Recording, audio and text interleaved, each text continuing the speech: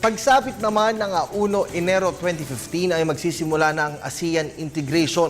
Ano naman kaya ang magiging tungkulin ng sektor ng kabataan para sa pagbabagong ito? May sagot dyan ang CMLI na tinutukan ni Jules Giang sa Teachers Camp Baguio City. Narito ang pulso ng boss.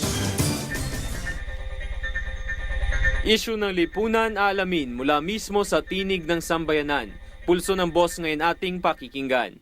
Say yes, bolstering passion for excellence by raising standards for global competence through the Filipino Youth in Action, ang tema ng CMLI para sa kanilang 56th Annual National Convention na ginanap sa Baguio City. Napapanon ito dahil papalapit na ang simula ng ASEAN integration sa taong 2015. Ngunit kaya na ba ng kabataan na makipagsabayan sa ASEAN o maging sa buong mundo? Well, due to how the world is right now and that everyone else is expanding and that all the civilizations are starting to merge together and become global, us as Filipino youth, we have to step up our game and be able to understand that in order to say yes, and by saying yes, we are able to represent the Philippines and achieve a certain expression of our Filipino spirit.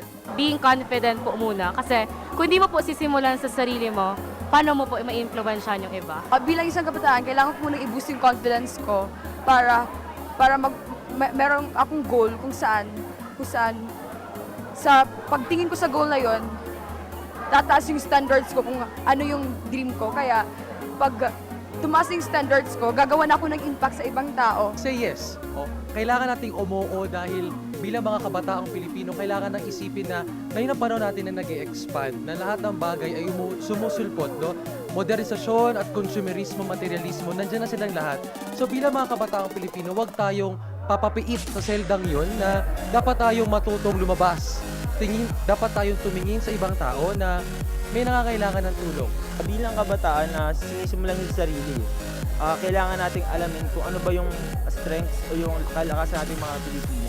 At kapag nagawa na natin ito, sabi natin na nahuna rin natin yung talents natin, kasabay nito yung value, unti-unti kapag lahat tayo nagsama-sama para dito, yung maangat natin yung mindset ng society natin and ng bansa na rin. Basically, by saying yes to all obstacles in life, we will be able to raise standards for global competence through the Filipino Youth in Action.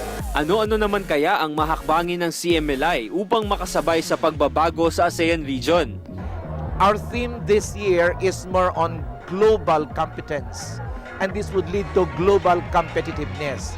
This ASEAN is one stepping stone wherein CMLI will be getting involved too, and then this would lead to global involvement. As an organization, so we have to study and we have to plan out in short-term, medium-term, and long-term goals to be able for us to have this the activities of the CMLI in congruence with the ASEAN 2015. Taon-taon ay tanging mga delegado lamang mula sa iba't ibang bahagi ng Pilipinas ang dumadalo sa mga national conventions ng CMLI. Ngunit sa paparating na ASEAN integration, posible kayang buksan na rin ito sa kabataan mula sa iba't ibang bansa sa ASEAN region? We would like also to have that kind of dream that students or the youth coming from different Southeast Asian nations will participate to us, share their experiences, and also the Filipino youth can also contribute and share their ideas going to the different respective countries of Go Global ang panawagan ng CMLI ngayong taon at ito ay kanilang sisimulan sa pakikisabay sa pag-arangkada ng ASEAN integration. Panahon na upang makilala ng buong mundo ang husay na taglay ng kabataang Pinoy. Tuloy-tuloy pa rin ang ating pagtuklas sa CMLI.